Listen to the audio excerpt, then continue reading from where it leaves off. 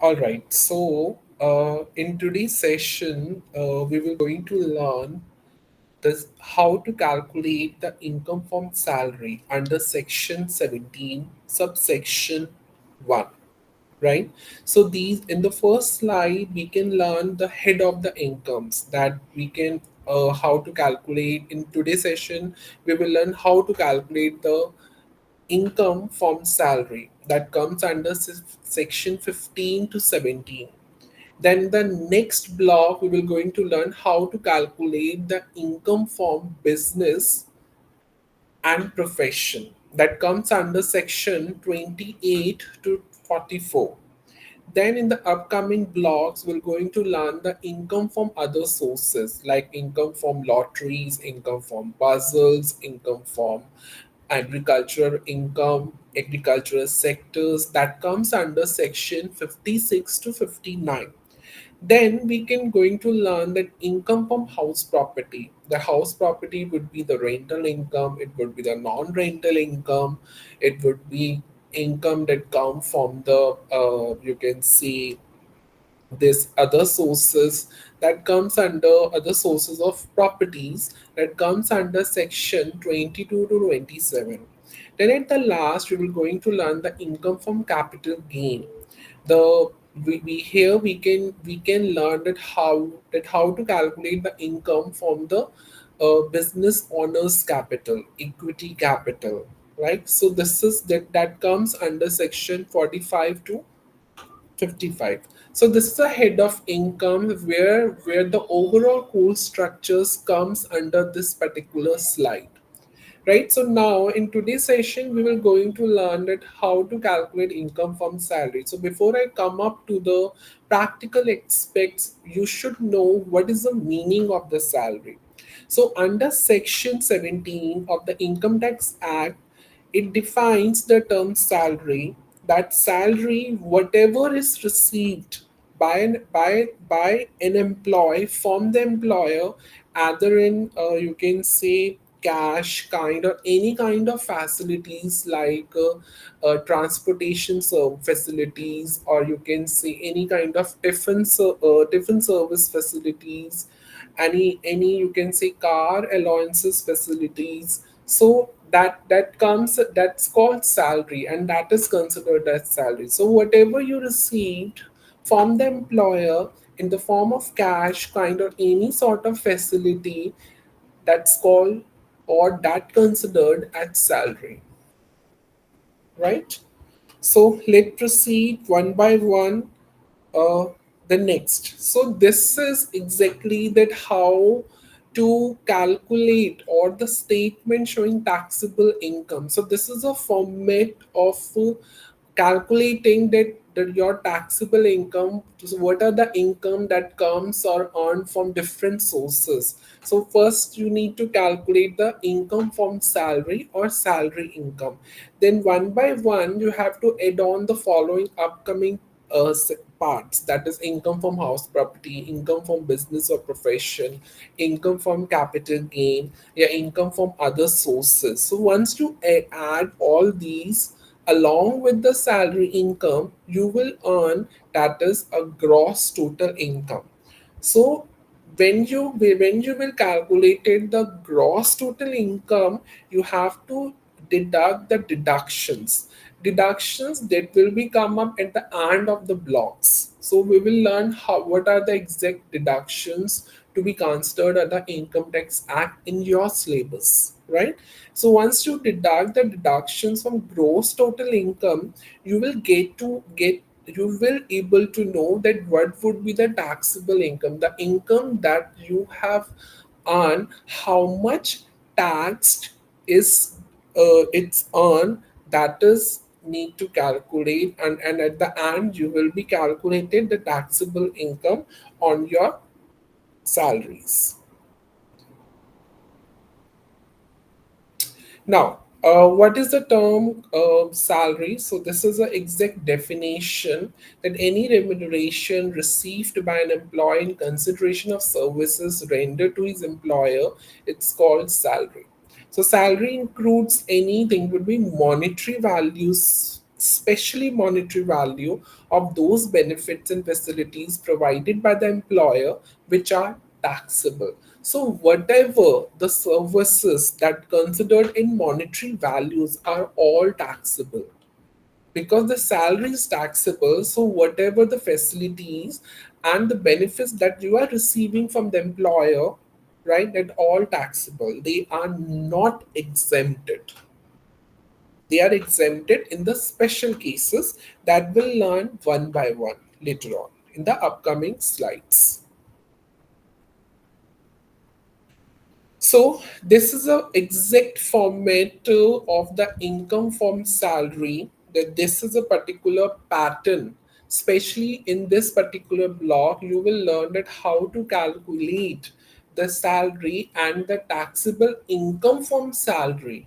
So this is an exact format that you will going to learn. The first one is basic salary, that how much salary you earn on the per month basis.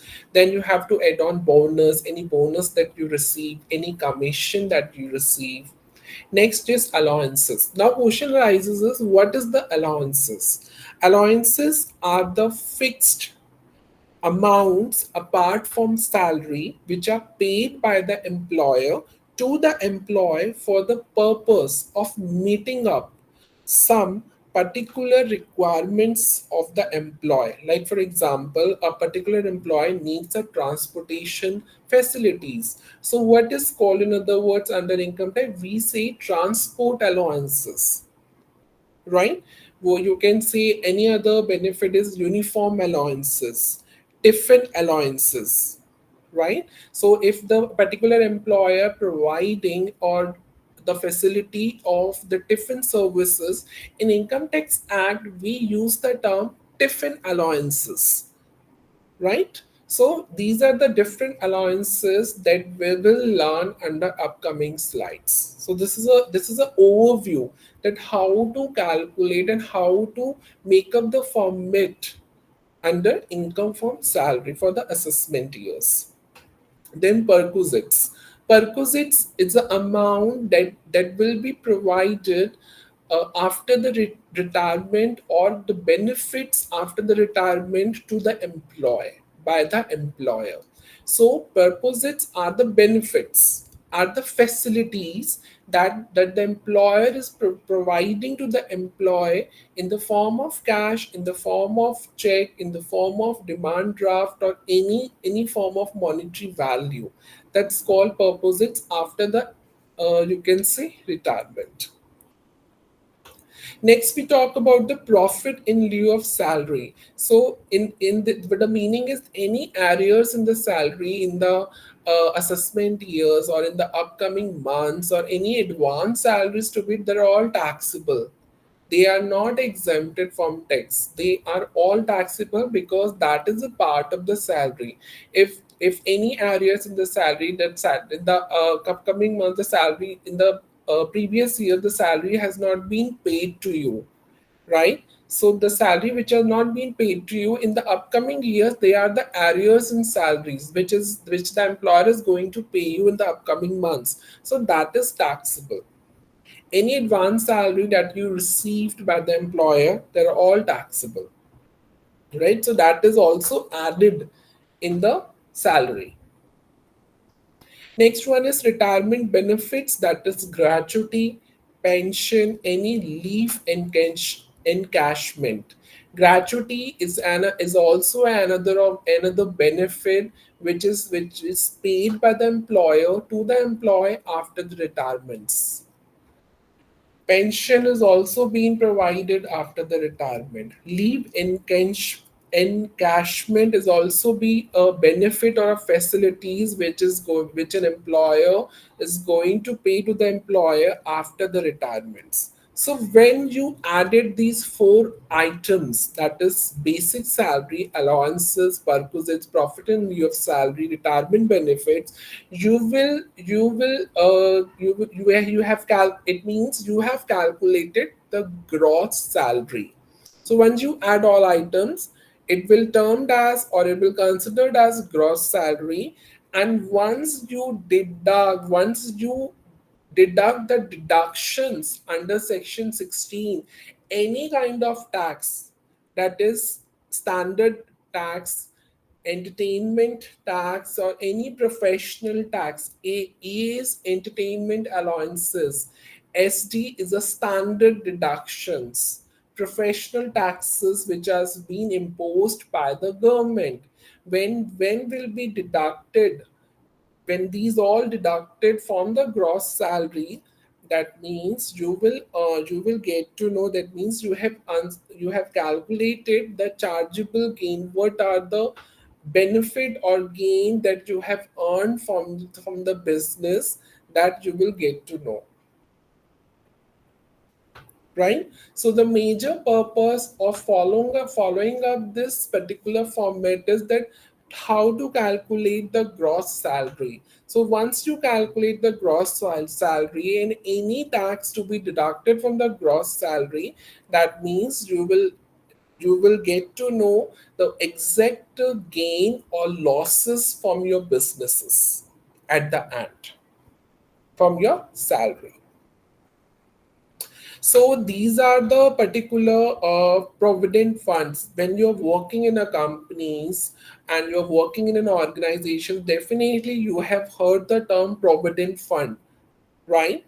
So these are the provident funds which has to be learned, but at the end of this unit. So before I come to exact explain the provident fund, so when the particulars, you can see section that need to teach on this funds, we will take up at the end of the session about this. So let's proceed at how to calculate the salaries, what are the practical aspects. So these are the next is allowances. So this is a very important part of the chapter, that is what are the types of the allowances that the employer is providing to the employee.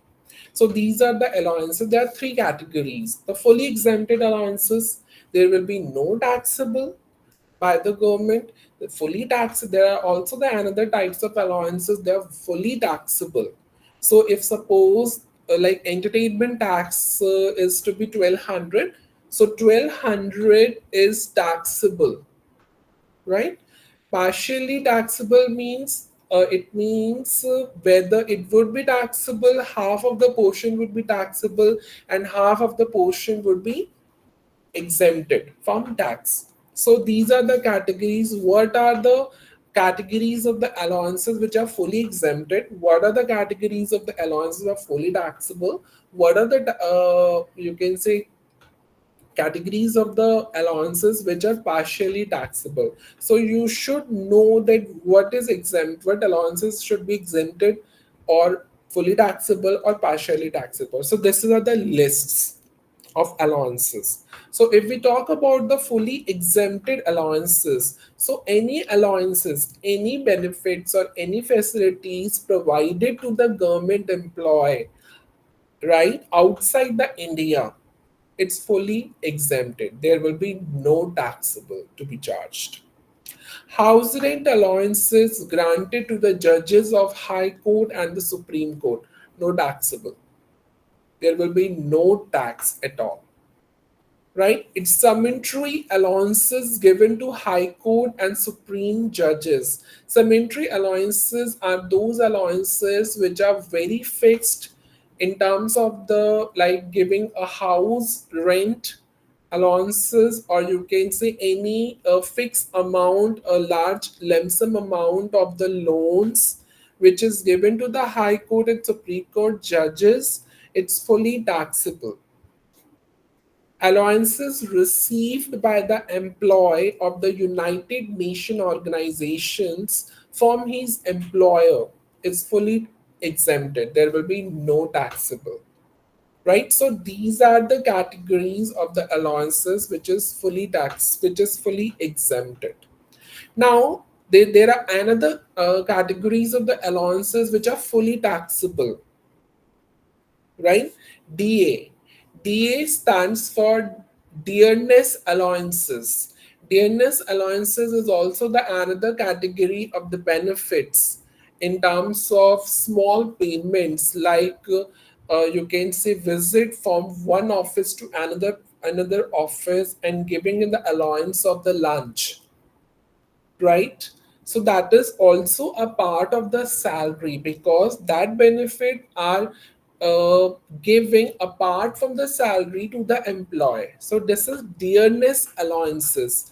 CCA stands for city compensatory allowances. City compensatory allowances are also the another benefits and facilities to be provided to the employee who are living in metropolitan cities, right? Medical allowances, lunch allowances, overtime allowances, servant allowances, family, you can say tiffin allowances, warden allowances, deputation, non-practicing, dog allowances, marriage, project allowances, they're all fully taxable. So when you see the terms in the questions, you will always imagine or assume that they are fully taxable. You have to consider these terms in the income from salary. You have to add these allowances as a part of the salary. You cannot exclude these terms from the salary. Capital compensatory allowance, water and electricity allowance, entertainment allowance for the non-government employees. So if we talk in the question, if it is written entertainment allowance for the government employees, so they're fully exempted. There will be no taxable for the government employees. It is fully taxable for the non-government employees, right? Or in other words, we can see the other allowances, right? Now we talk about the partially taxable allowances, the house rent allowance. So the employees who are staying in the houses which are being provided by the employer, they are partially taxable. They are not fully taxable. Entertainment employees for government employee, they are partially taxable. Helper allowances, uniform allowances, education, convenience, traveling and transportation allowances, academic research, special allowances, allowances for transport employees, daily allowances, they are all partially taxable. Partially taxable means only the 10% of the salary to be taxable, only the 50% salary, 50% of salaries to be taxable of these allowances. So what is called is partially taxable. Fully taxable means whatever the amount has been, you can say, spent on the employee or received by the employee apart from the salary, all these allowances are fully taxable, right? So when we talk about the government employees outside India, or we can talk about the judges, special judges, or you can say high court judges or Supreme Court, any allowances paid to them, they are fully exempted. They are not at all taxable.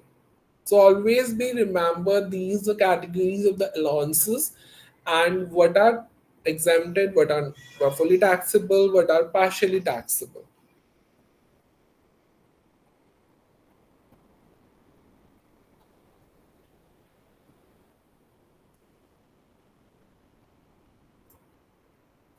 Now we talk about the beginning of the salary, income from salary, the terms that is HRA, house rent allowances. So when we learn the concept, after in the upcoming slide we will learn how to do a practical questions using these rules, right? So amount of exemptions of HRA. So out of these three parts A, B, C, whichever is less is exempted. Actual house rent allowance receipt. So whatever the amount that you have received as HRA, that is part A. B, B part, what the B part says, rent paid minus 10% of salary. See, I already told it is a partially taxable. It is not a fully taxable. Partially means any percentage that has been considered from your salary. That is 10%, 20%, 25%, 30%, like that.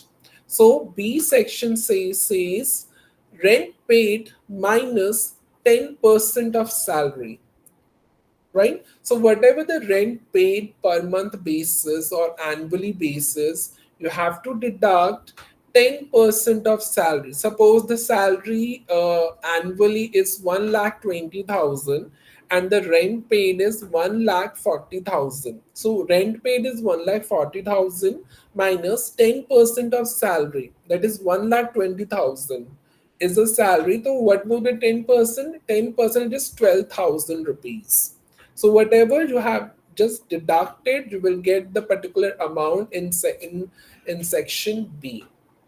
Now we talk about the C. 50% of salary in metropolitan cities and 40% of salaries in other cities.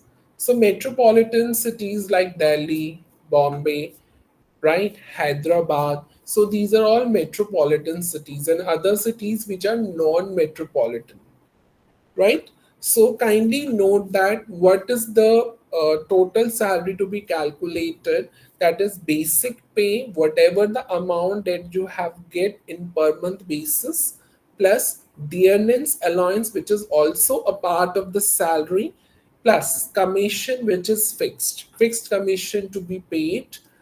That will be, once you add these three terms, that means you have calculated the salary. Now, next is amount of exemption on EA, that is only for government employees. EA means entertainment allowances. So, when we talk about entertainment allowances for government employees, these are the particular rule. Actual entertainment allowance received. Notes B part is notified amount, that is limit 5,000, and C is 20% of basic salary. You have calculated, you have the amount has been calculated from the given question, these three parts. So whichever is less is exempted. Suppose actual entertainment allowance is 5,000, so let's say 10,000, actual entertainment allowance received is 10,000. Notified limit is already 5,000. 20% of basic salary is 15,000. So which is the lower, which is the least, you can say amount is 5,000. So 5,000 is exempted, right? So this is a way to apply these rules in the practical. We will learn when we do the practical part. This is the perquisites, that is perquisites, we can say a rent-free accommodation. The accommodation provided to the employees which is rent-free. There's no need to pay the rent by the employer. Employer will pay the rent to the on behalf of the employee. So, how to calculate the valuation of unfurnished? If suppose the employer has given a accommodation which is unfurnished, so these are the categories: central government employees and the other employees. So the central government employees, whatever the amount which is fixed by the government, so that is will be non-taxable, which is fully exempted. So when we talk about the other employees, these are the rules, right? Population of the city.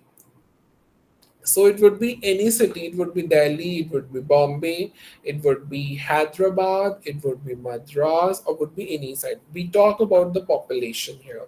When we talk about other employees category, so the population is below 10 lakhs. So where the accommodation is owned by the employer, so the what the part of the salary is, 7.5% of salary would be taxable.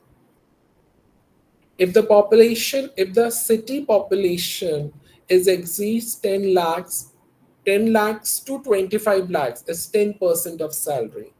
If the population is exists 25 lakhs, it's 15% of salary, right? When the accommodation is owned by the employer, where the accommodation is not owned by the employer, right? That means the employer has provided the accommodation. That is the 7.5, 10%, 15% with taxable. When the employer is not accommodating, employee has to arrange his own accommodation. So these are the rules to be employed. Actual rent paid by the employer or 15% of salary, whichever is less. Actual rent paid by employer or 15% of salary, whichever is less. Actual rent paid by employer of 15% of salary, that is the same rule, whichever is less when it comes to the population. So you need to remember that there would be other, when we talk about purposes after the retirement benefits. So these are the populations, these are the accommodation which are owned by the employer. That means employer has his own accommodation.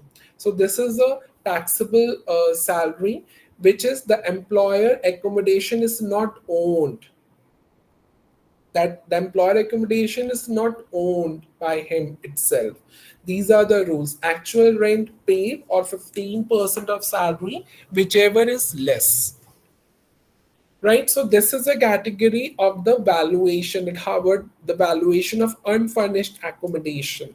Next is valuation of furnished accommodation. So the same rules will apply for other employees, along with you have to add on the 10% of cost of furnishing, right? So whatever, like for example, painting cost, right? Paint cost, any type of furniture cost, whatever the cost has been incurred.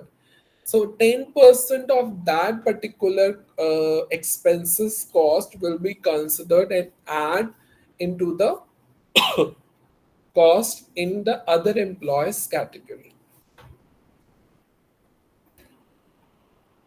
Till here, any doubt, students?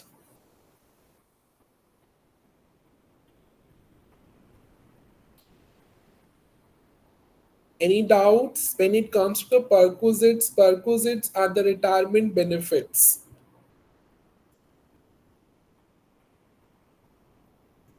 So these are the retirement benefits. Yes, Abdul, any Hello, doubt? hello, sir. This population of the city under it said population is exceeding 10 lakhs, Abdul, your voice but is less not than clear. 20. Under population of the city, are you Yes, getting me, sir? I say I'm, under population of the city, population is exceeding 10 lakhs, but less than yes. 25 lakhs. Yes. So I these need are more the explanation. population. For example, you are living in a New Delhi. Let's say if the population is below 10 lakhs, so 7.5% of salary would be taxable if employer is providing you their own accommodation. This is a rule. If the New Delhi population is more than 25 lakhs, that means it would be 1 crore, it would be 10 crore, it would be 50 lakhs. If the population is exceeding 25 lakhs, then 15% of salary will be taxable if the employer is providing their own accommodation to the employee. If the employer is not providing their own accommodation, lakhs, it in term, and we talk about millions, right? When we talk about lakhs, in other words, we talk about millions. When we talk about crores, we talk about, in other words, billions, right? So if the city population is more than 25 million in New Delhi and the employer it's not providing their own accommodation, it means the rule applies here is actual rent paid or 15% of salary, whichever is less amount is taxable, right? So when we talk about furnished accommodation, let's say if the employer is providing the furnished accommodation to the employee, right? It means, and the population is exceeding 25 million, it means, so the same rule applies here. Actual rent paid or 15% of salary, whichever is less amount has been estimated, plus or add 10% of cost of furnishing. So whatever the cost has been incurred in furnishing your home in the upcoming periods, that cost, that means 10% of its cost will be added into the valuation of the accommodation amount, and that amount is taxable under the valuation of furnished accommodation, right? So this is the retirement benefit. So when we talk about retirement benefit, the gratuity, the pension, the leave encashment, the employer is providing gratuities, that is retirement benefit, to all of these of all of them employees. So these are the rules and regulations. So when we talk about gratuity, that is section 10 subsection 10. When we talk about death come retirement of gratuity, so there are three categories of the employees. The first one is government employee. Second one is the employee covered under the Gratuity Act 1972, and it will be mentioned in the question as well. If any statement or any fact will be mentioned in the question related to gratuity, you have to follow accordingly and apply the rule which has been mentioned or in front of your presentation, that is slides given to you. So the employee covered under the Payment of Gratuity Act 1972. If it is written 19, if another year is written, it's not applicable. It's something corrections to be needed in the question, right? When it comes to other employees, so there are three categories of the employees: government employee, employees under the Act covered Gratuity Act 1972, and other employees. So when we talk about government employees, gratuity fully exempted. There will be no taxable at all. When we talk about the employee covered under the Payment of Gratuity Act 1972, these are the 3 points. And out when we calculate these 3 points, whichever is less is taxable amount. So first is actual amount of gratuity received, whatever the amount that the particular employee received, that is the actual amount. Second is 20 lakh rupees, that is the limit of gratuity.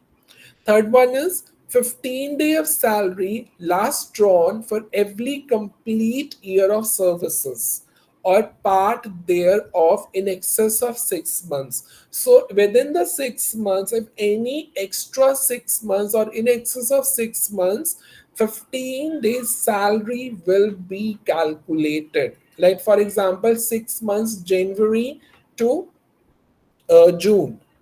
January 2022 to June 2022. So every month you have to calculate the 15 days salaries and then add it to all. So whatever the amount you have calculated, that comes under section, that comes under point 3. So whenever you have when you have calculated all the three points amount, first amount, second is 20 lakhs, third whatever the amount would be calculated, whichever is less amount is taxable, right? Other, you can say employees actual amount of gratuity received 20 lakhs, that is the limit of the gratuity. Third is half month of average salary last drawn. So half month of average salary, like for example, 6 months salaries will be there. You have to calculate the half, right? You have to calculate the half into 6 months. We have to talk just, we am assuming the half of the average salary. For example, the 6 month salary is 1 2 lakh 30,000, right? Just divide by 2. That is the half month of average salary. So whatever the amount to be estimated, so whichever is lacks, that is taxable.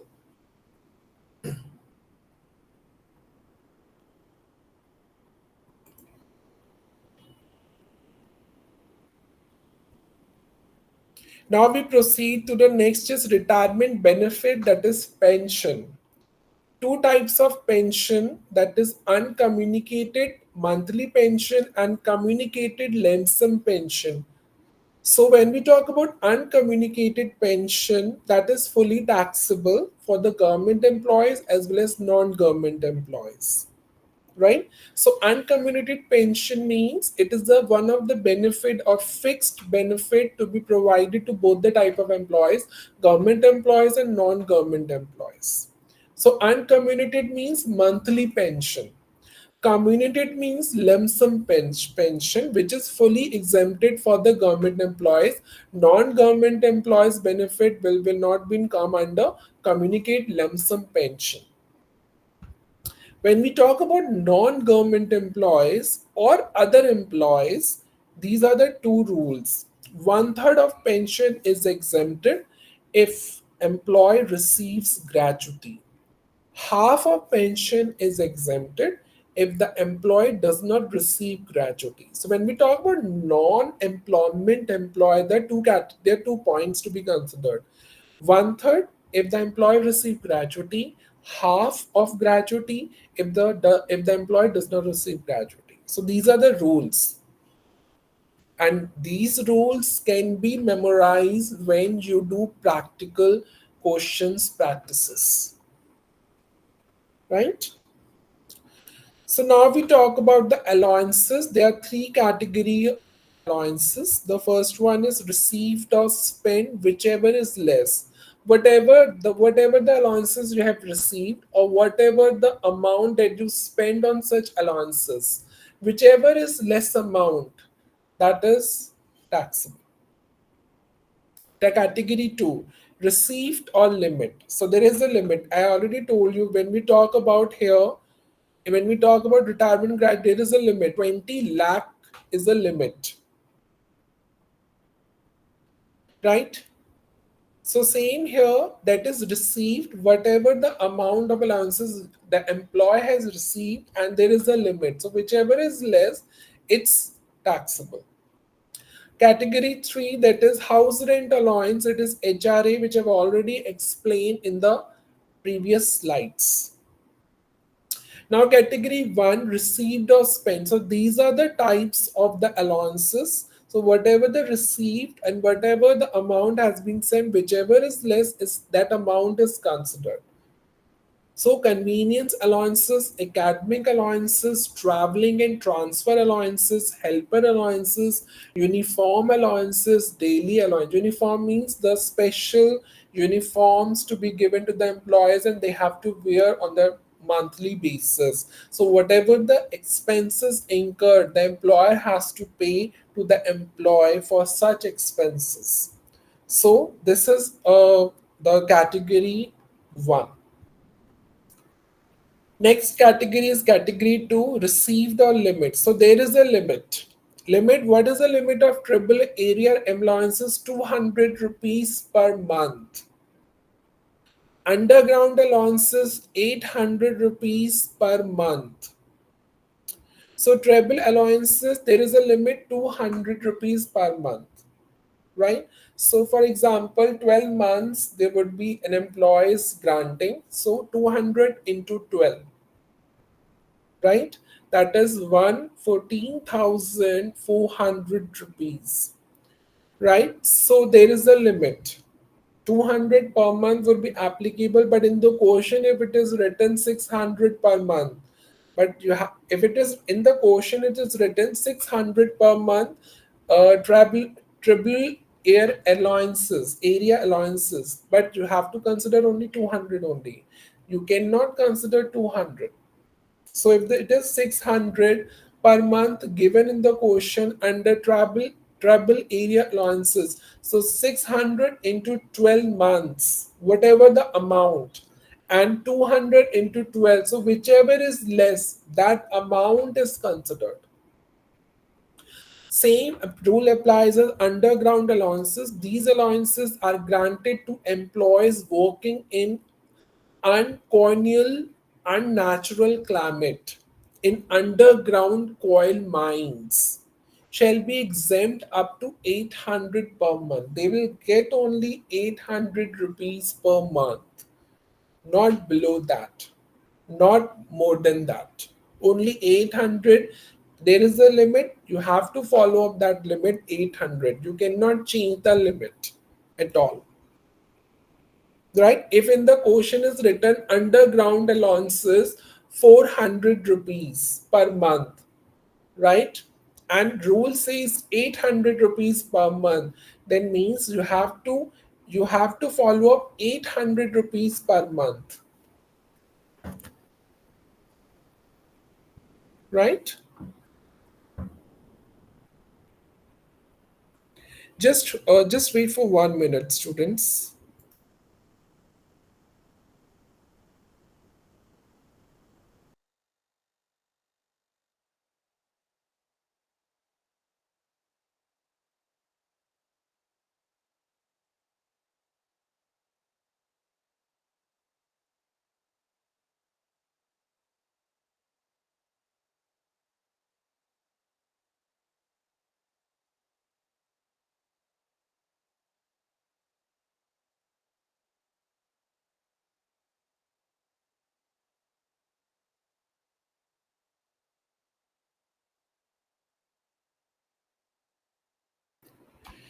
Yes, students.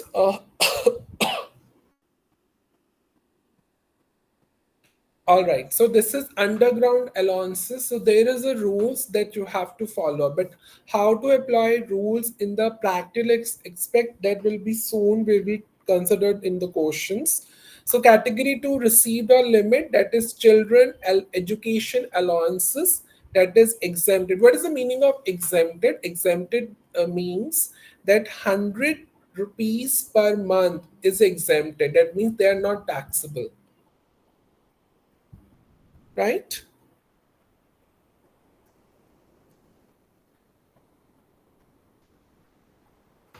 Hello. Yes, sir.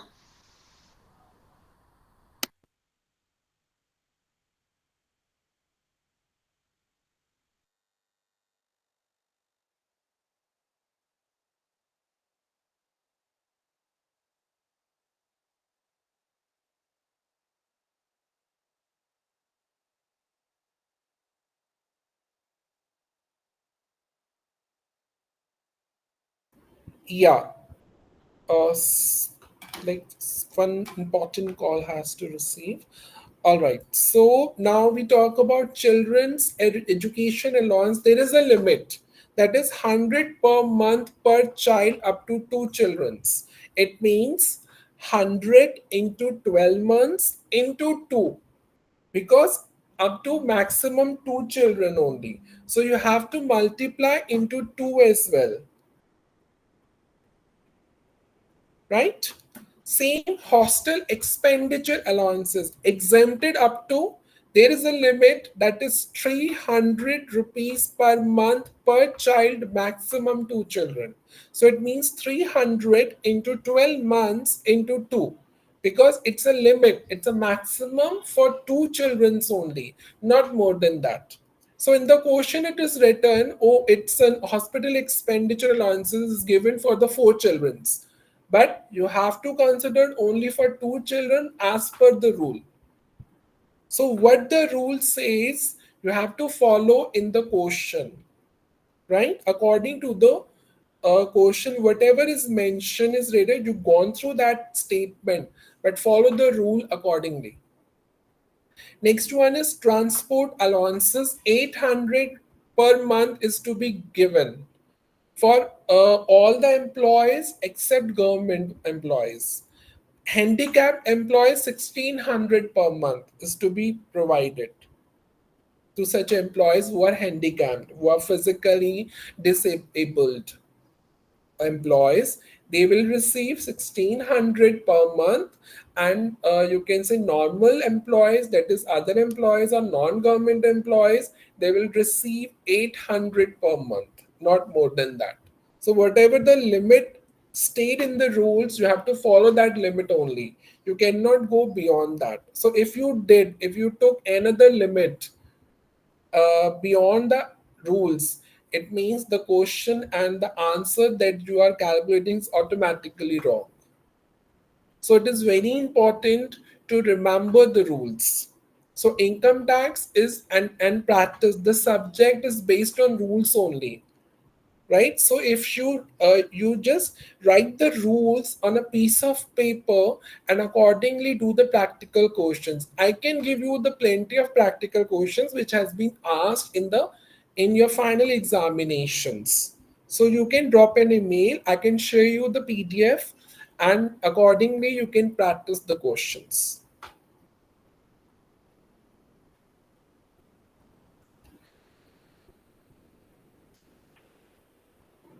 Next is category 2, that is received or limit, whichever is less. So allowances allowed to transport employees. So the employees who are working in transport companies, there is a rule for that. The amount of exemption shall be 10,000 rupees, whichever or 70% of such allowances. So in the question it's written, okay, the allowances allowed to transport employees is 70,000 rupees. So 10,000 is a limit, or 70% of such allowances. So 70,000, that is the allowances provided with transport allowances. 70,000 into 70%. So how much would be? It is around 4,900. So whichever is less is 4,900 is exempted. Next is hilly area, border areas, remote areas allowances, that is 300 to 7,000 per month. So it depends upon the area, right? It is not 300, it is 3,000 to 7,000 per month. It's not 300, it's 3,000, right? So there is an error, that is 3,000 to 7,000 per month. Now we have come up to the practical questions now. So please read the question. Dr. Mani Kandan was appointed as manager of a private limited company on 1st January 2017 in the grade of rupees 7,400 to 300 to 25,000 as a at a basic pay of 17,400 per month. It means the basic pay is 17,400, and every year the grading uh, salary grade would get increased of rupees 300 rupees. It's written here. The grading of first grading increment is 300 rupees to be add on, and after that it will reach to 25,000 rupees. So in at a basic pay, the employee is receiving only 17,400 per month. So next year it will reach to 17,400 plus 300, 17,700. Next year it will reach to 18,000. Next year it will reach to 18,300. So this is the pattern of calculating the salary according to the grade. Calculate his salary income for the previous year, that is 2019 to 20, if salary is due on first of every month. B, salary is due on last date of every month. So let's begin how to calculate the basic salary of the employee based on the question.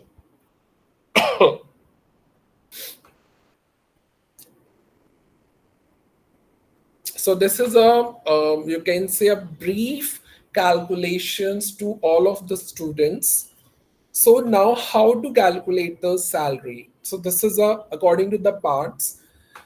So salary fixation in the scale of 17,400 to 300 to 25,000. Now, this is a particular calculation has been done. So, that the particular employee who is money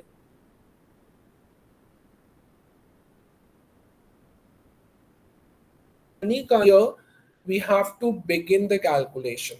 So, 1st January 2017 to 31st December 2017. What is the basic pay that he is receiving? That is 17,400 per month. Let's proceed to the next year. 1st January 2018 to 31st 12 2018. That is the basic pay is 17,400, but the grading that has to increase, that is 300 rupees. So every year you had to add 300 rupees. So 17,400 is a basic pay. Next year increment 300 rupees has been included, that is increased, that is 17,700 per month. Next one is to 2019, because we have to calculate his salary for the previous year 2019 to 20, right? So 1 January 2019 to 31st 12 2019, that is 18,000. How the 18,000 has been calculated here? Because the 17,700 is a per month of the previous year 2018 salary, and the grading says is 300 rupees. So 17,700 plus 300, it becomes 18,000 per month in 2019. The salary basic pay of 2019 is 18,000.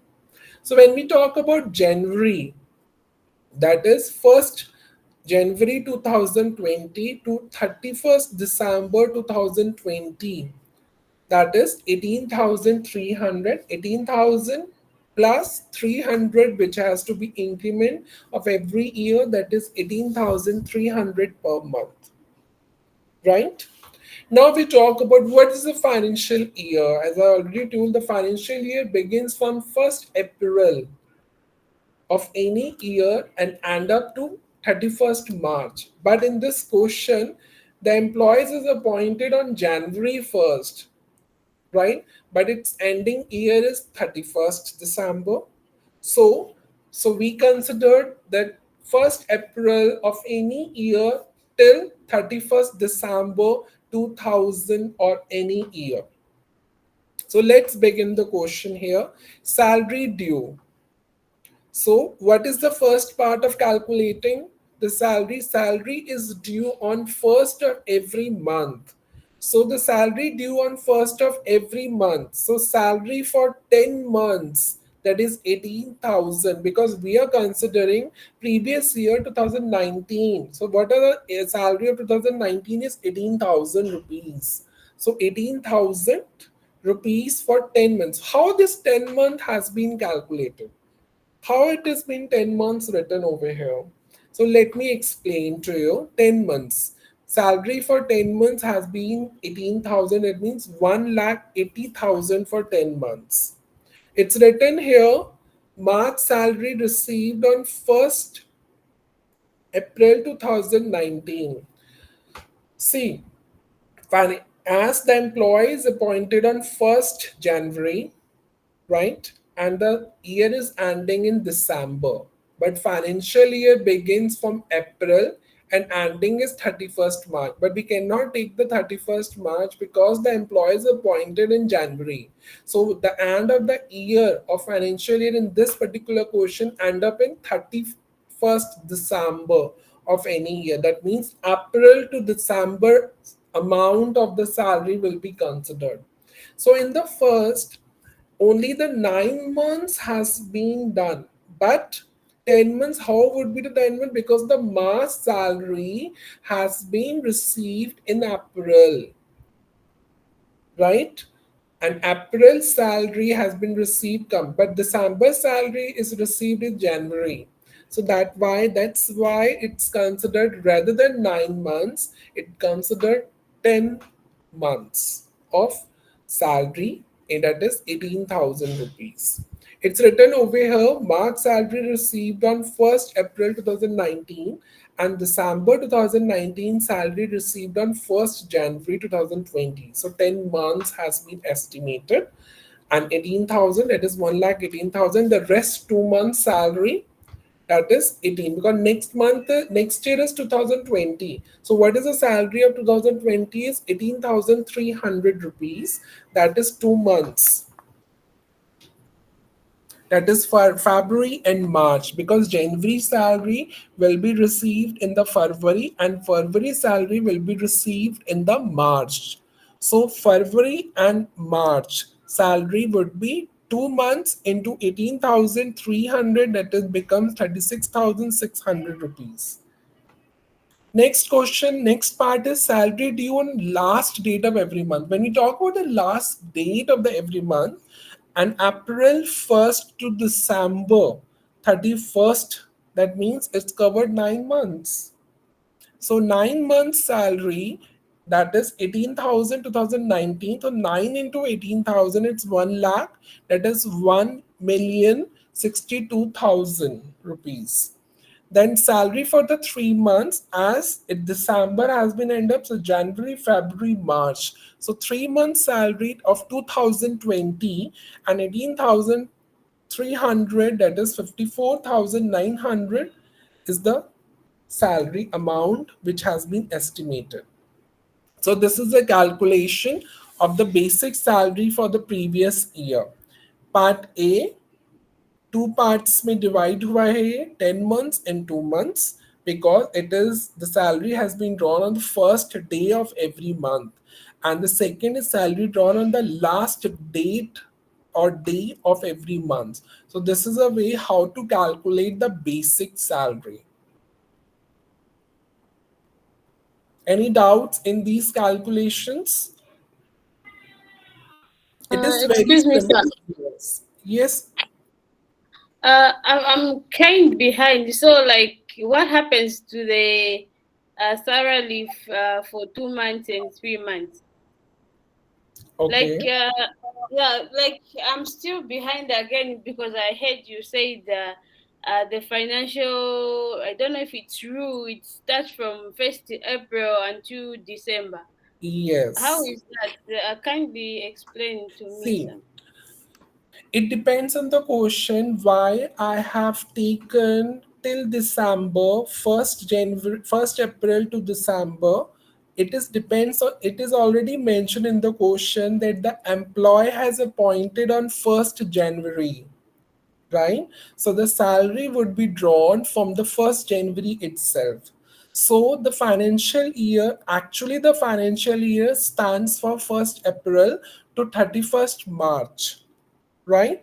But in this question we cannot take 31st March, as because we have to calculate the 12-month salaries.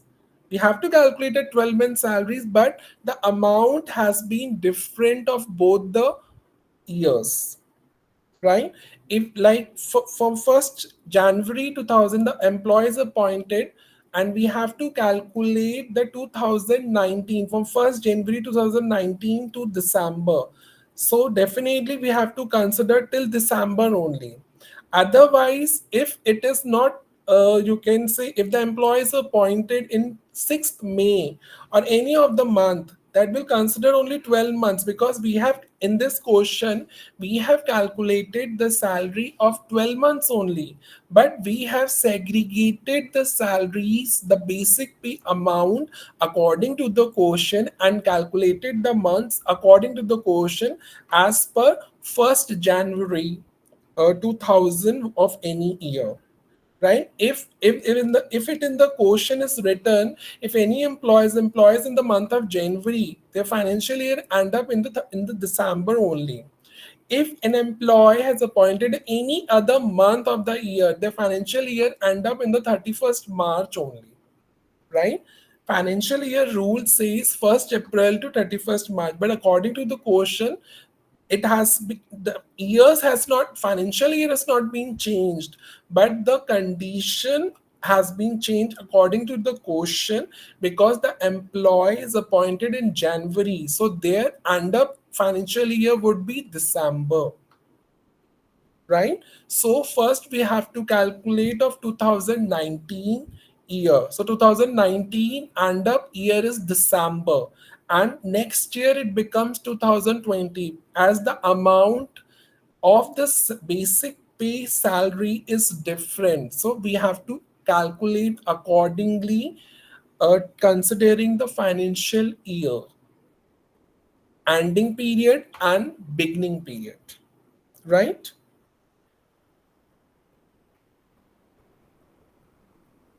Okay, sir. It Thank is you. according to the question. The rule says the financial year is 1st April, but in the question we have ended December for the 10-month salary, and the next year we have also covered. So we have considered here also 31st March only, but the calculation part is different of both the years 2019 and 2020, of the balance months of 2020. Okay, sir. But Mhm. there's another question. So, like, why did you remove 2 months from 2019 and 3 months from 2020? Yes. As you can see in the question, student,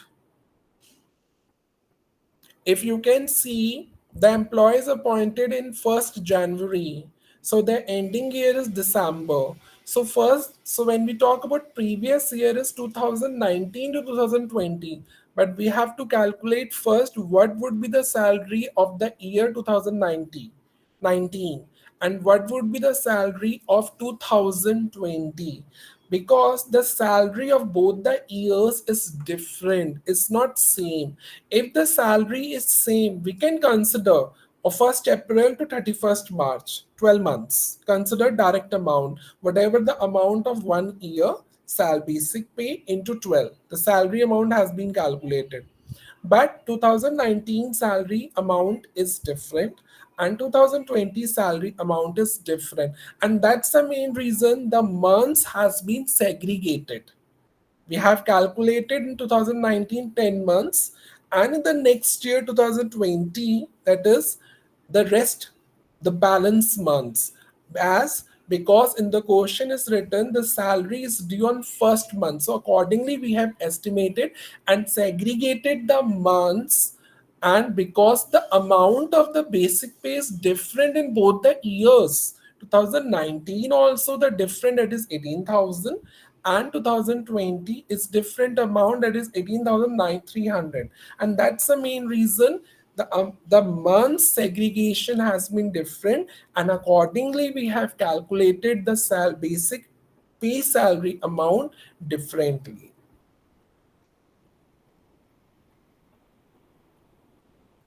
Clear? It's Elita.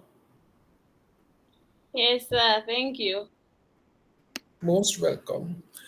All right, let's proceed the further. Now, I already explained you what are the types of allowances. So let's read the question first. Calculate the taxable portion of allowances from the information furnished by Mr. Hari Haran for the assessment year 2020 to 21. So these are the 8 allowances. First one is traveling allowances. Expenditure is 750 per month, 1500 per month. Helper traveler area allowances. The amount is already given to education per child for 3 children. As per the rule says it's only for 2 children. So we cannot consider three children. We will consider only two children when we calculate the amount. Next one is hostel expenditure allowances per child. It is already given in the question. 2500 for three children. Actual expenditure incurred rupees 2500 per month per child. Right? So it means received or spent, whichever is less. Transport allowances, this. Convenience allowance is this, 50% of personal dog allowances. So this is a question given to you. How to apply following the rules? Let's see the answer. This is the answer given to you. Let's talk about traveling allowances. So, oops. Traveling allowances is expenditure 750 per month and 1500 per month. Traveling allowances, whatever the amount is, 1500 per month, so 1500 into 12, that is 18,000 rupees. Now we have to, according to the rule, we have to estimate the exemption amount. So let's follow up the rule.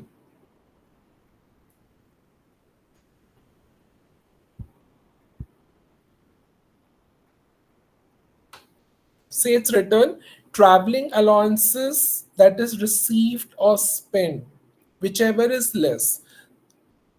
So in the question,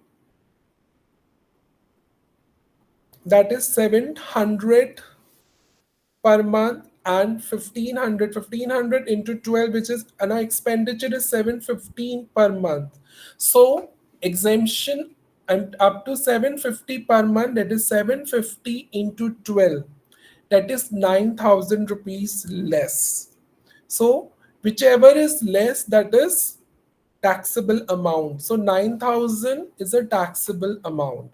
So when once we deduct, it's already written traveling expenses less exempted up to 750 per month, that is 700 into 12, 9000. So 18,000 minus 9000, the taxable amount is 9000.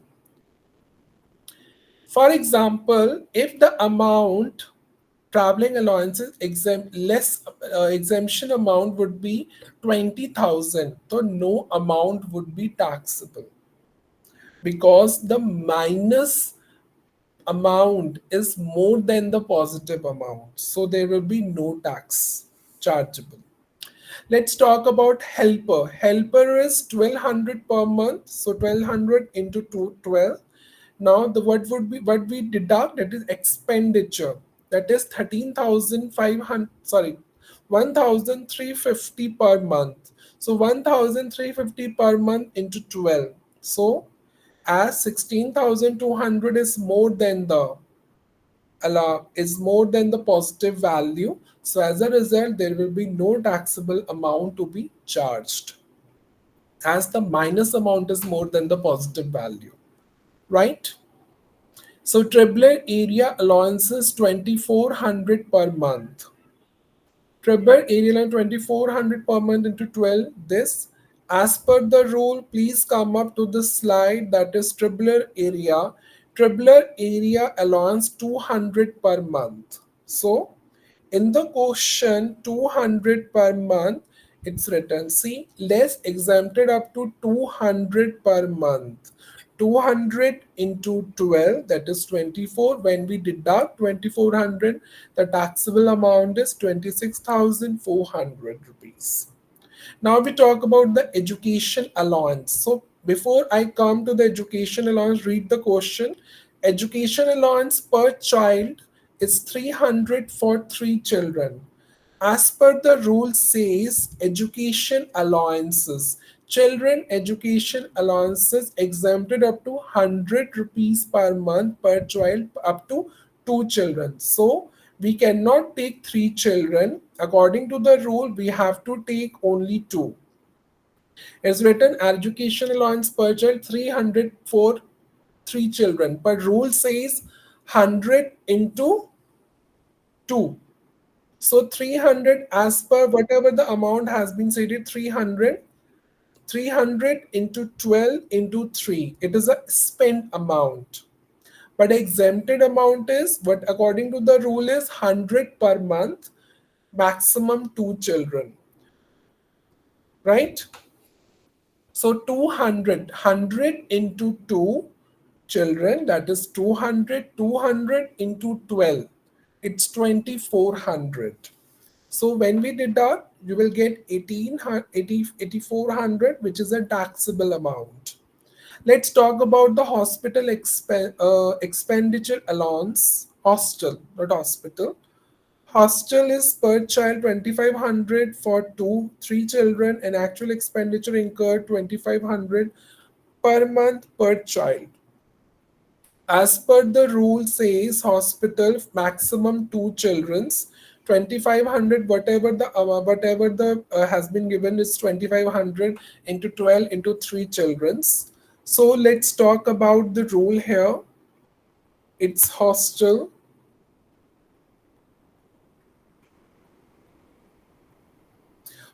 expenditure exempted up to 300 per month per child up to the maximum 2 children. So the rules is 300 into 12 into 2 only. This is a rule. So we have to follow up the rule here.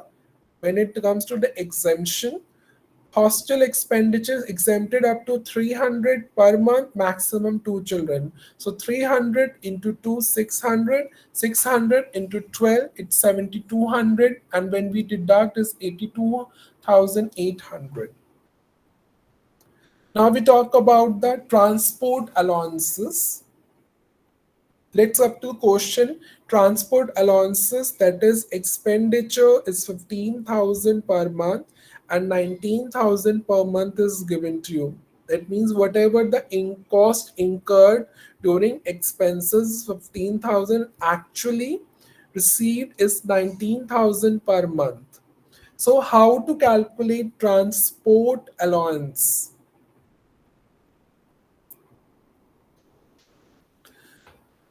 So, transport allowances, when we talk about here, transport allowances exempted up to 800 per month, and handicapped employees. So, handicapped employee doesn't considered. So, here we talk about allowances allowed to transport employees. So the amount of exemption is 10,000 or 70% of such employees. So when you read up the question, that is transport allowance expenditure 15,000 per month and 19,000 per month. So it is not based on transport, it is based on the transport employees, because when we talk about furnished here, so transport allowance is 19,000 into 12, whatever the amount would be. An exemption amount is 10,000 or 70% of such allowance, right? So 70% of such allowance, that is 2 lakh.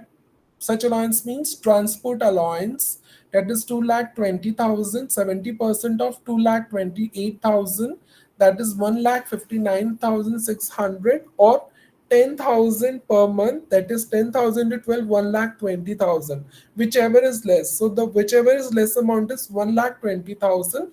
So it would be deducted from the transport allowance, and the taxable amount is 1,08,000. That is 1,008,000 rupees.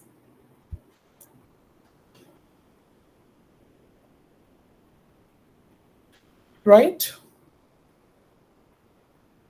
Because here transport allowances exempted up to 800, this transport allowance will not be considered because it is based on the children's, right? But as it is allowances allowed to transport appliance, because that is this is the employees, right? Hariharan is an employer and employee relationship in this question. So here we are talking about the employees, the transport employees. There is a rule: 10,000 or 70% of such allowances. So 10,000 into, it is given in the per month basis to into 12. 70% of such allowances, whatever the amount earned, received. So whatever the amount received in this question, 2,80,000, 28,000 and less, that is given to you. Convenience allowance, that is 1,500 into 12. When we read up the question here, convenience 1500 per month and 50% personal. So personal, of course, it is exemption. Convenience allowance 1500 into 12, that is 18. Personal, we cannot consider, you can say, for the exemption for the official purpose only, because such can allowances will be given to the employees. So exemption for official purpose, so 50% for personal, that 50% for official.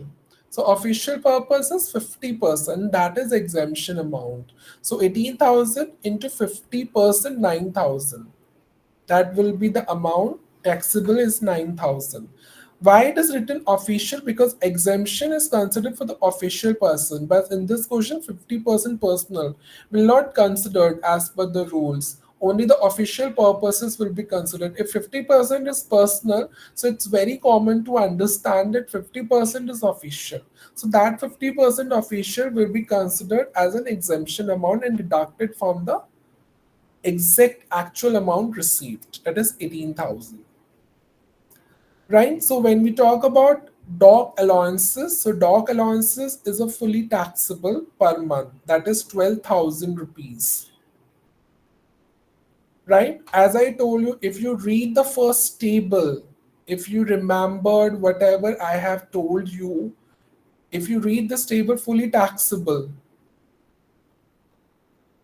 see, it's written warden, deportation, non practicing dog allowances, marriage, project allowances. It's fully taxable.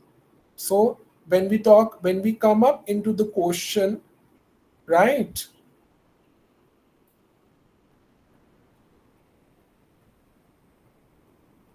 A dog allowances, its fully taxable allowance is 12,000. There is no amount of exemption to be deducted from the final amount received. So it's fully exempted.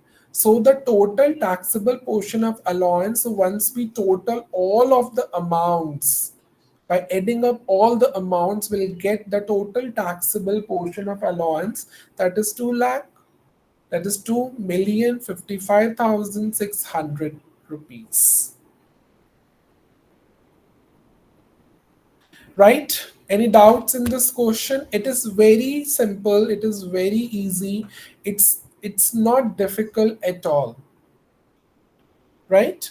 So it is always based on the rules. If you remember the rules and the conditions according to the allowances category, you can easily solve the question. Like in the first table, I already told you what allowance is taxable, non-taxable, fully taxable, right? And each allowances category, I have already specified the rules. And these rules, the same rules has been applied in this question. That how to apply these rules into the question. And it is very easy. It's not at all difficult at all. Right? So these are the more questions to practice. So accordingly, you will practice. This is the answers given to you. The more questions, this is a question, it is very easy question given to you. It's based on allowances.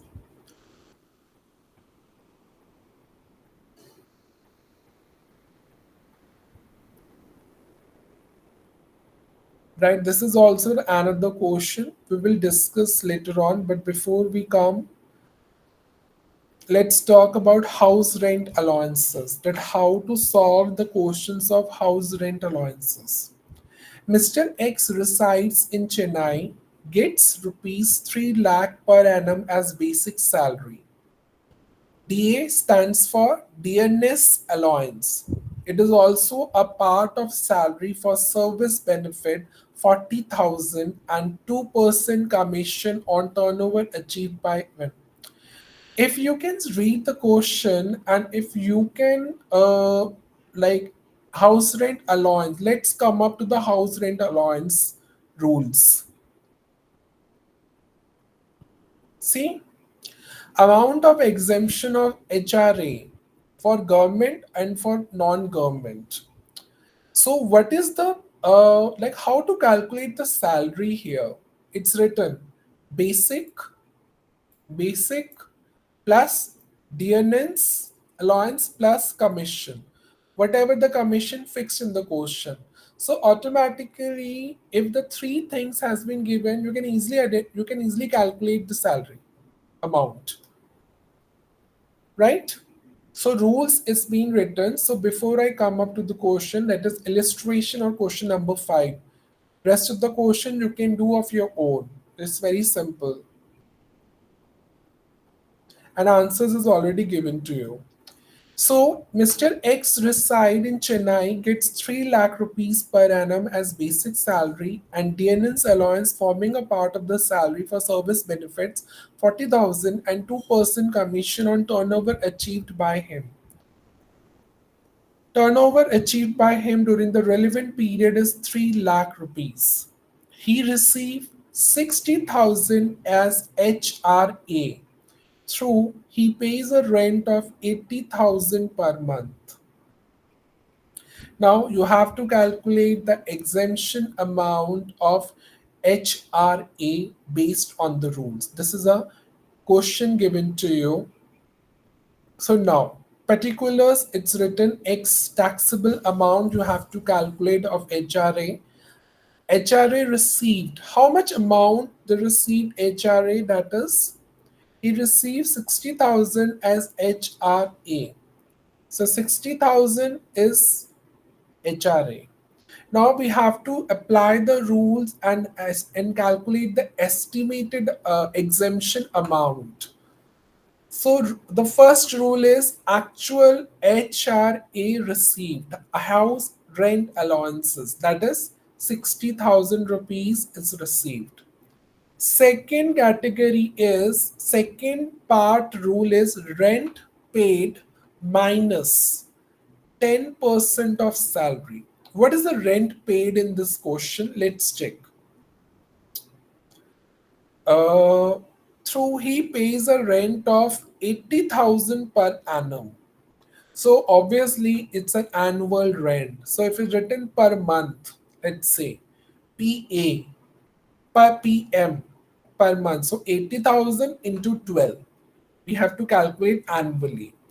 But it's written 80,000 per annum. That is an annual rent paid. So 80,000 is a rent paid. 10% of salary. So what would be the salary? Now we have to estimate the salary amount.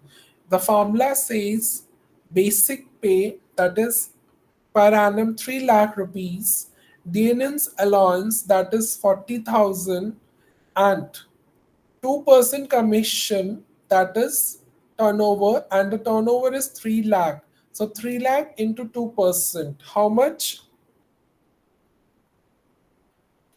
it would be?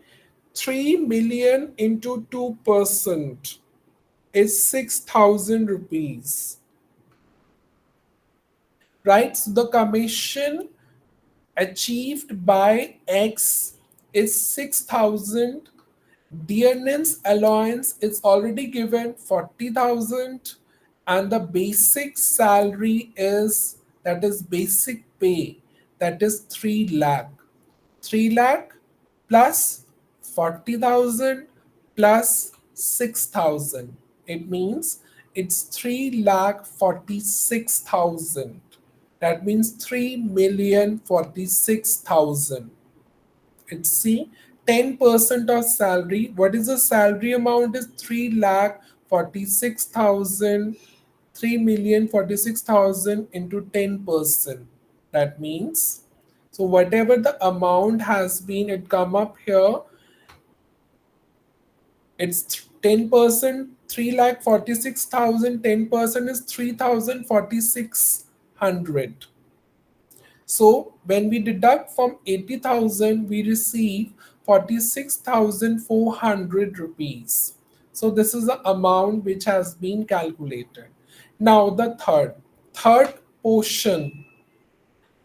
What is the third rule says? 50 HRA 50% of salary in metropolitan city and 40% of salary in other cities. So let's begin. Then let's read the question again. Then which city Mr. X lived in? Chennai. Chennai is a metropolitan city, right?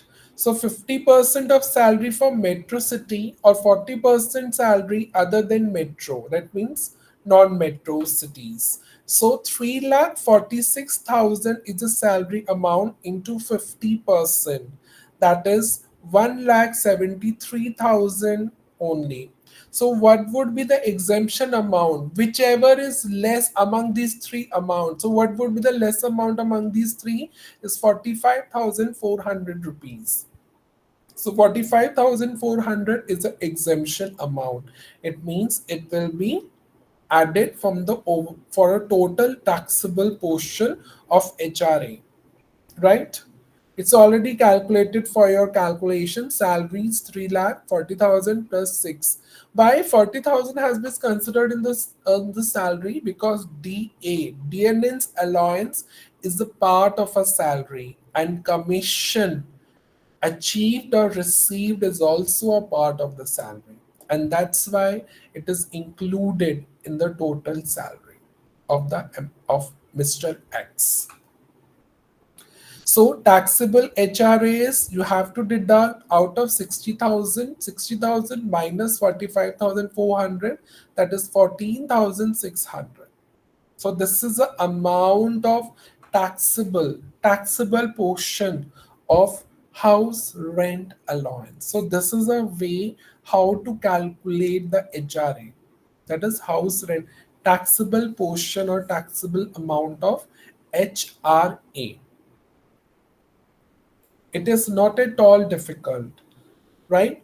If you check, like if you're very confused, oh, what are the metropolitan cities, list of metropolitan and the list of non-metropolitan, go and search on net list of metropolitan cities in India. You will get the list. So if any of the name comes into your question, accordingly you can apply the rule. 50% of salary in metropolitan, 40% of salary of not metropolitan, right? So this is also another question of HRA. You can practice or you can take a screenshot of this question. This is the answer given to you. You can also take a screenshot of the answer. So first you try of your own self according apply the rules. So once you complete and calculate the answer, verify your answer from the solution. You can also take a screenshot of this solution. This is a question. Next question of HRA, and this is a solution that how has been estimated. See, in this question, if we say, let's talk about the rules. Exemption amount of the rule X reside in Ajmer. Ajmer is a city, right? But it's not a metropolitan cities. Metropolitan cities are those cities where you can find an international airport. Ajmer is that city where you can't find an international airport or domestic airport. So Ajmer comes under non-metropolitan cities, right? So as per the rules of HRA exemption rules, that is the third part, 50% of salary in metropolitan or 40% of salary in non-metropolitan. So when we talk about the third part of the rule, that is we consider not 50%, 40% of salary in non-metropolitan, because Ajmer is a non-metropolitan city. See, third rule. Whatever the amount has been calculated, you do it of your own. 40% is because Ajmer is a non-metropolitan city. It is very easy, but just you have to memorize or understand the rules, how it has been calculated, and accordingly you can do. right? There are also another HRA question, different categories, so you can do it accordingly. This is also HRA question, answer is already given to you. This is also an HR question. This is also answer. This is also an HRA question. You've also given, like, if the, I've also mentioned the note, like if the question has been given, I've also given a note also on how to estimate the amount. And this is the amount: purchases 40,000, profit 50,000, according to the question, so the student can easily understand. This is a over, you can see, calculation, so that the student can easily understand step by step the rules and amount as well, which you cannot see in the books, right? So this is HRA.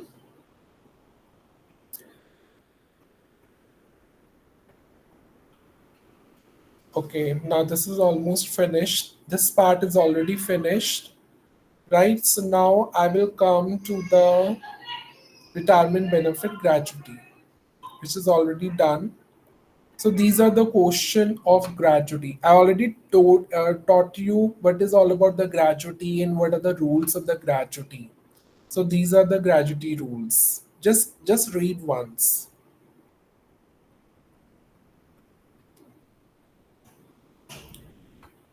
Government, there are three categories of the employees. Government employee, fully exempted, there is no exemptions or no taxable. Employees covered under the Payment of Gratuity Act, these are the rules. Actual amount of gratuity received 20 lakhs, 15 days of salary last drawn of every completed year.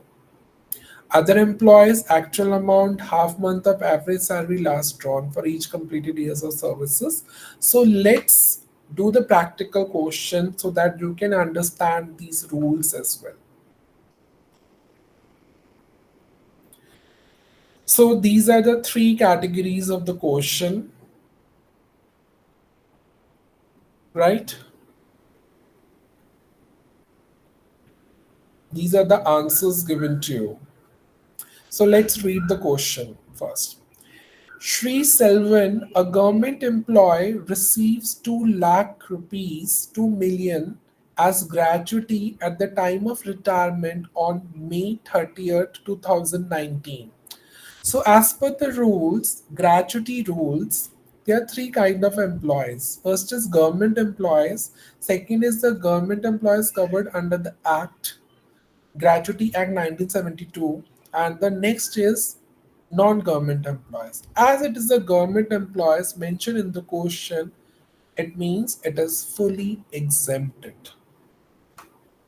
So the answer is given to you. Gratuity received by Shri Selvan, a government employee, is fully exempt from tax. There is no taxable amount to be charged. Right? Let's come to the B part of the question of gratuity. Sri Rajendran, an employee of Octco Limited, receives 3 lakh as gratuity. What is the first rule? Actual amount of gratuity received. First part of the rule, 3 lakh, right? He's covered by the Payment of Gratuity Act 19. That means, it means there is a second category. The employee covered under the category of Gratuity Act 1972. Now, read the further. He retires on November 15, 2019, after rendering service of 32 days and 7 months. At the time of retirement, his monthly basic salary and dearness allowance were 3,000 and 1,000 respectively. So this is the overall question, and this comes under category second, right? You can go through the rules. See, employees covered under the Payment of Gratuity Act. Actual amount of gratuity received, that is 3 lakh already given. 20 lakhs is a limit, and this 15 days of salary last drawn. So let's do it. Our second part.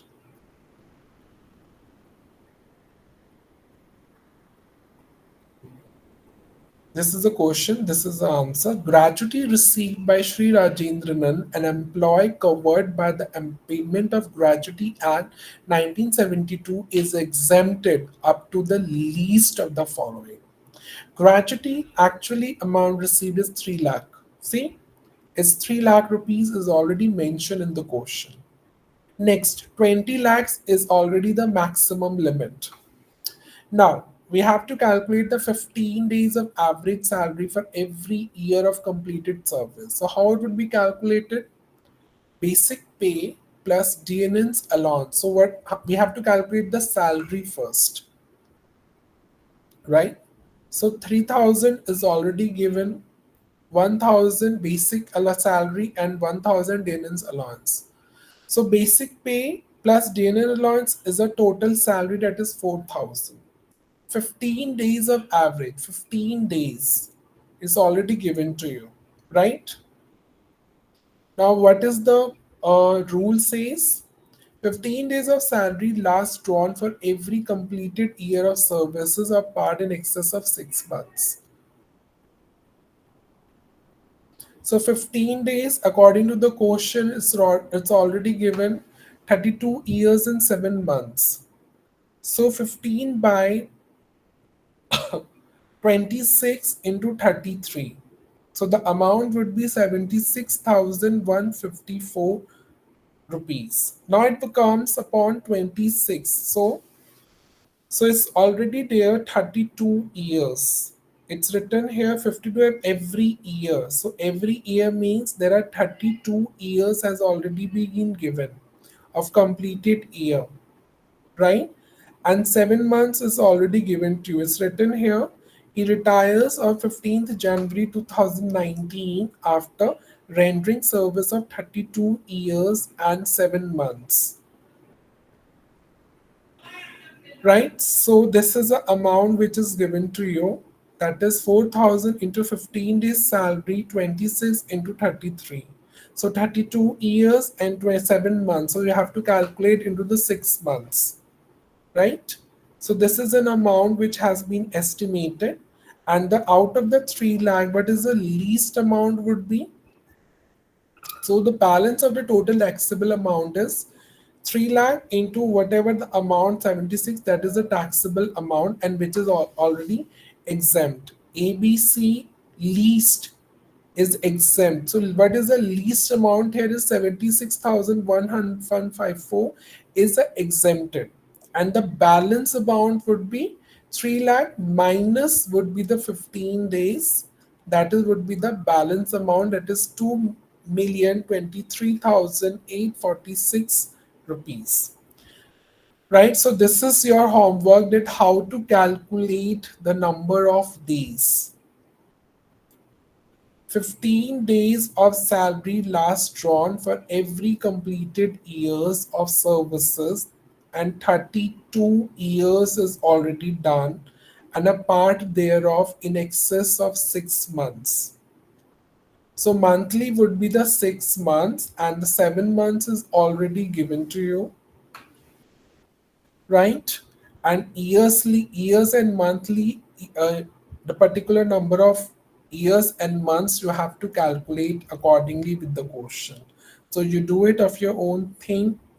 Think how has been estimated, and accordingly we will, and you have to tell the answer from the next session on next session. Right, so this is also the another part of the question, that is Satya Priya, who is not covered by the payment. It means it already covered non-government employees.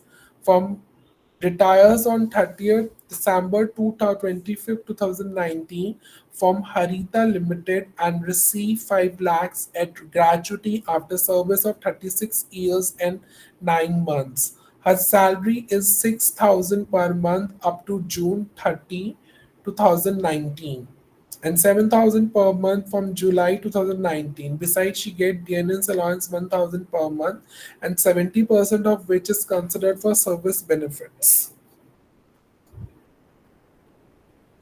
So gratuity, of course, it's not covered. So gratuity actually received, what is actually received here is 5 lakh rupees, 5 millions. So 5 millions, 20 is already limit, half basic salary, right? 7,200 is basic salary. Basic salary is already calculated over here, right? So please go on through of your own and then let me know, right? If any doubts or any confusion is to be occurred, right? So these are the rules that how to apply. Calculation is already given to you in the question, right? Take a screenshot or take a recording of this session and do it accordingly, right? So this is your homework for today, and this is the actual maximum important topics which has been covered in the salary. In the next session, we will cover the leave encashment, the deductions, and accordingly the full-fledged question where all the rules, gratuity, house rent allowance, special categories of the allowances will all be covered here only in one question. So the question will be asked in the full-fledged question. So these are the various categories of the question of gratuity. So please read, and answer is already calculated in this questions. Now we talk about retirement. Retirement is already I already explained. Uncommuted monthly lump sum non-government employee. Let's take up the question over here. Right? We talk about the pension. Vivek retired, calculate the gross salary for assessment year 2020 to 21 if he's a government employee, he's a non-government employee entitled to gratuity, he's a non-government entitled to gratuity. So here we are talking about the pension. So let's talk about the pension here. Vivek retired on 31st October 2019. He was entitled to a pension of 4,000 per month. At the time of retirement, he got third fourth of the pension commuted and received 4 lakh rupees. He was in a receipt of basic salary 10,000 per month, dinner allowance per month, entertainment allowance 1,000 per month. So rule says, as it's written over here, commuted. Commuted is month. Commuted is lump sum payment. Commuted pension is fully exempted for the government employee. So need to check on that whether Vivek is a government employee.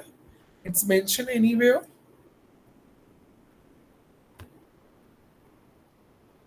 It's not mentioned, but in the question it's written. Calculate the gross salary if he's government employee. It means Vivek is a government employee. Vivek is a non-government employee. He's a non-government employee entitled to gratuity. So this is the answer given to you. Right? Government employee, non-government, not entitled gratuity. These are the three conditions is written here. This is a question, this is an answer. Before you come to apply the rules, you need to first find out the total salary. And how the total salary to be calculated? Basic salary plus DNN's allowance plus any commission given to you. Right? So, basic pay. How to calculate basic pay? Let's read. It's Vivek retired on 31st October 2019. That means, and we are talking about assessment. So, how much months been calculated? See, 31st October has been retired. So 1st April the financial year begins. So 1st April 2019 to 31st October 2019. So how many months? April, May, June, July, August, September, October. So there are 7 months. So it's written basic pay 7 months. How the basic pay 10,000 per month. Why it's written per month? Because accordingly we have to estimate the months, total number of months. Dearness allowance 5,000 per month, 7 months because he is retired in October 31st. Entertainment allowance 1 month, 7. Basic pay, dearness allowance, EA. Entertainment allowance is also a service benefit, which is also a part of the salary for the employees. So it's already calculated, given to you. Right? Monthly pension. How much monthly pension has been received? It's 4,000 per month. At the time of retirement, he got third, fourth of the pension and received 4 lakh rupees. What is the rule says? Non-government is one third of the pension. If we receive gratuity, one half of the pension. All right. So it's written here monthly pension, and monthly pension is November to March 2020. Financial year ends is 2020 because we are calculating the gross salary for the assessment year 2020. So March is the last year, 31st March is the ending period of the financial year. And he retired in the 31st October from November to March. November, December, January, February, March, 5 months, right? So 5 months is 4,000 into 1/4 into fifth. Its amount has been calculated, right? If you read up the question, at the time of retirement is third, fourth of the pension commuted and received this. So this is the amount which has been estimated. Community pension government is exempted. Non-government, total it, you will get this amount. Total it, you will get this amount. Right?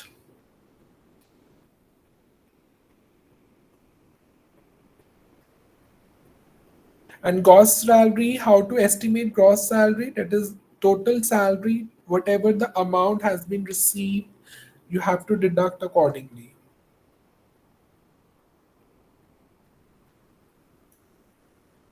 Right? So that's all for today. Read the question again and try of your own. If you have any doubts, please let me know.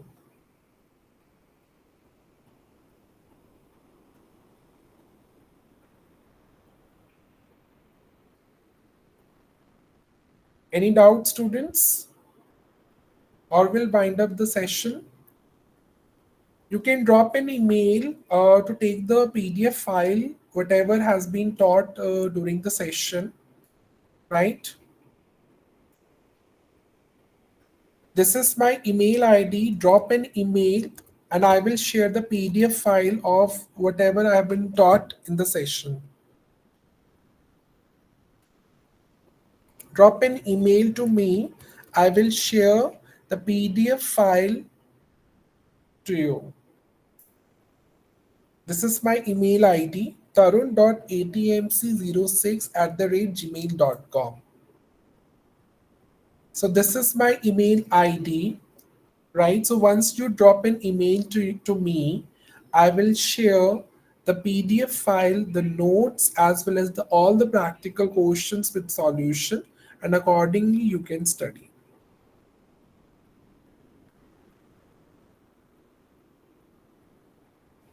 Okay, sir. Thank you so much.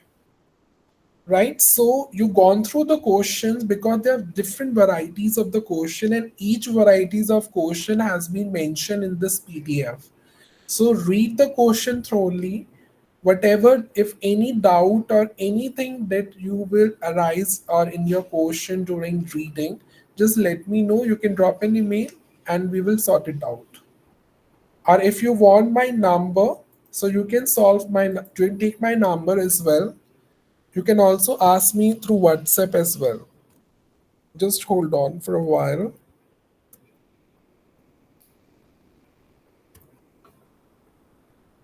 This is my number. This is my WhatsApp number, right? So if you have any doubt related to any question, any part of the theory, you can ask me on WhatsApp. I can explain and you can easily understand, right?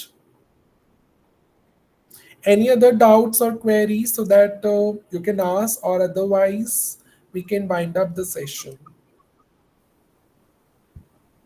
No, sir.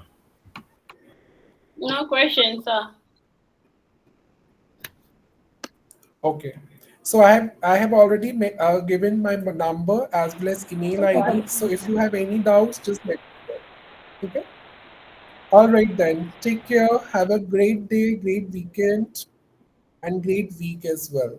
Take care. Bye bye to all. Bye. All Bye right, bye, sir. bye. Bye Thank bye. you so much. Thank you very much, sir.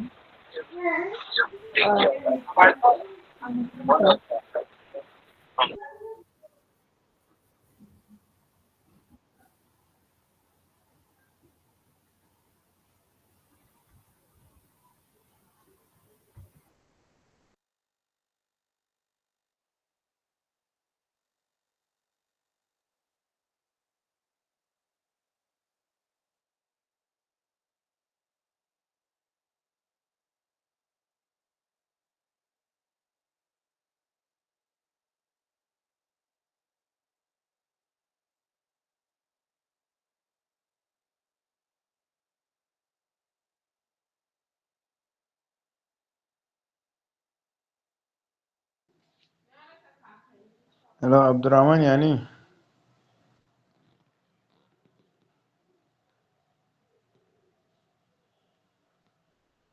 Abdul.